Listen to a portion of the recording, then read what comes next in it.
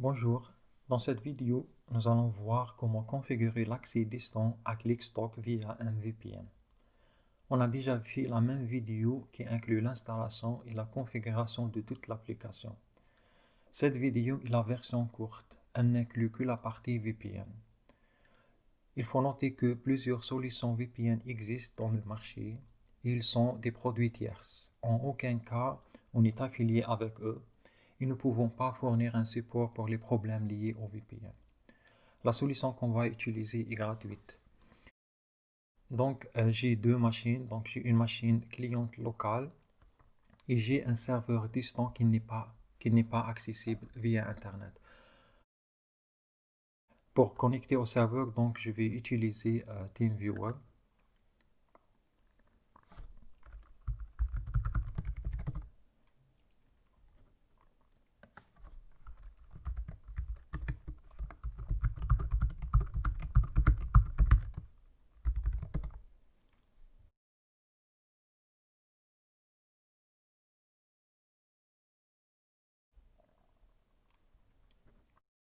Donc, dans le serveur, j'ai une base de données nommée dossier exemple et je veux que mon client puisse se connecter à cette base de données.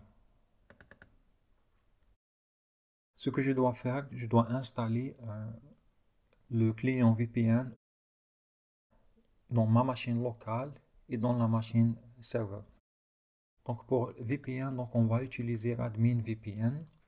Il est gratuit. Donc je vais au site pour le télécharger.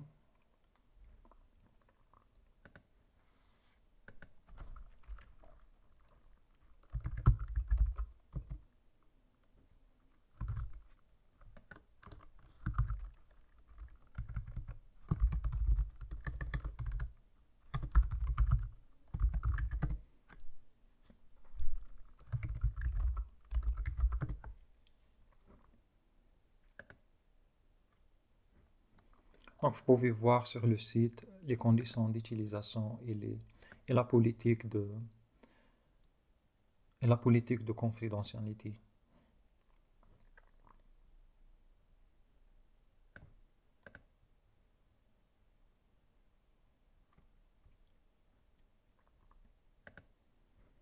L'installation est simple, il suffit juste de suivre l'assistant.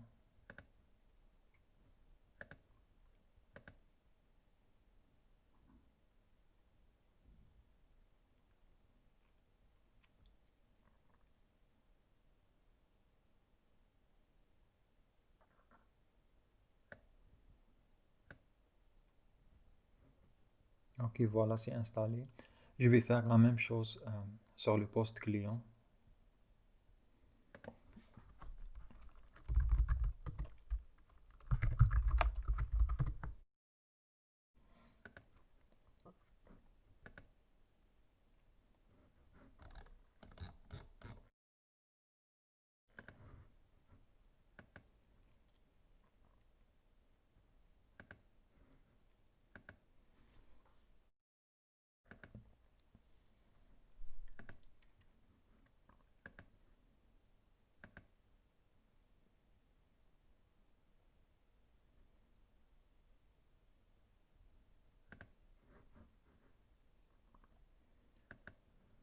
Donc maintenant, j'ai le VPN installé dans le client et serveur.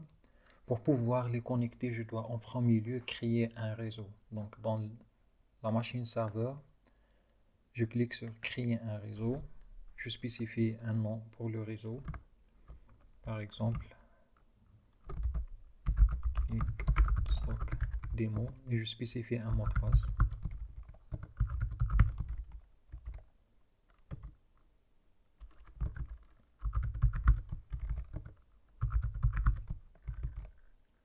Je clique sur créer.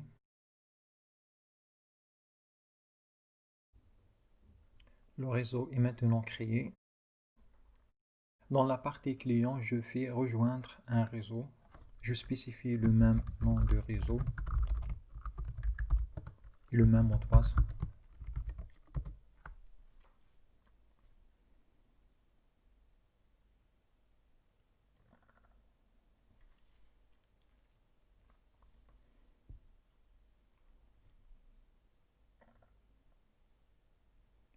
Voilà, mon client et mon serveur sont sur le même réseau. Afin que le serveur prend en considération la nouvelle connexion, la façon la plus rapide est de redémarrer le serveur. Si vous ne voulez pas redémarrer le serveur, donc vous pouvez redémarrer le service de l'application ainsi que le service de la base de données. Donc je vais juste redémarrer le service, c'est plus rapide. Je vais redémarrer la machine. Je vois ici que la machine est hors ligne.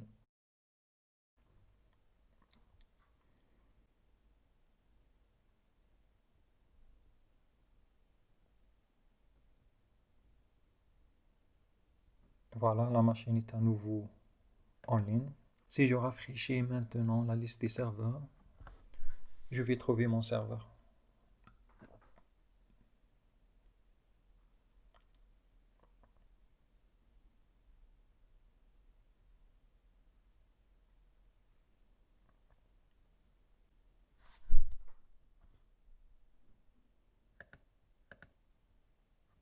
Je vais juste vérifier le serveur.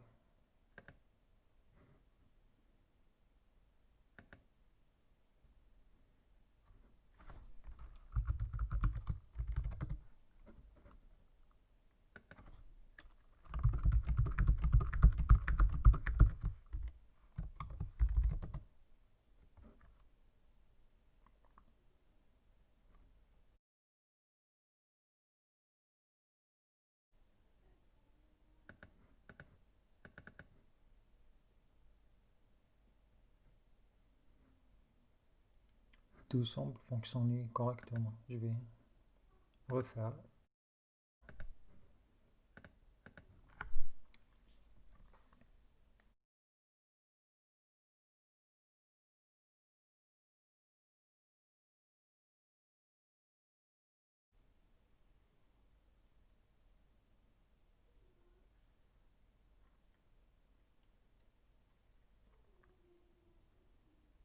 Voilà, donc mon serveur est listé, donc je peux me connecter directement à la base de données.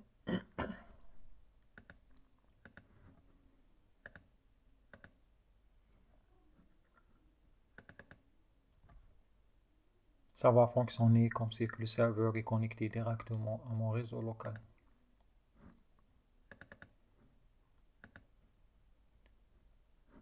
Donc si votre connexion Internet est stable, donc vous n'aurez pas de problème. Si votre connexion Internet n'est pas stable, donc il se peut que vous recevez une erreur. Vous essayez de sauvegarder un document, vous aurez un message comme quoi le document n'a pas été sauvegardé. Autre chose, si vous ne voulez pas à chaque fois attendre pour que le serveur se refresh, vous pouvez spécifier directement l'adresse IP de serveur. Donc, vous pouvez récupérer l'adresse IP depuis propriété ou bien vous pouvez juste la copier directement. Copier l'adresse IP.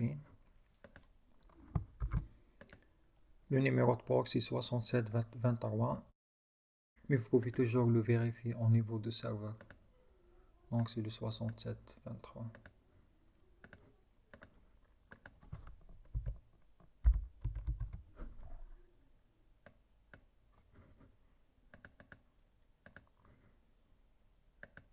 Maintenant, si je rafraîchis le serveur, donc c'est plus rapide par rapport à la découverte automatique de serveur. Donc c'est la première fois donc, que je testais ce VPN. Je ne peux pas vous donner un feedback, mais il semble qu'il marche correctement.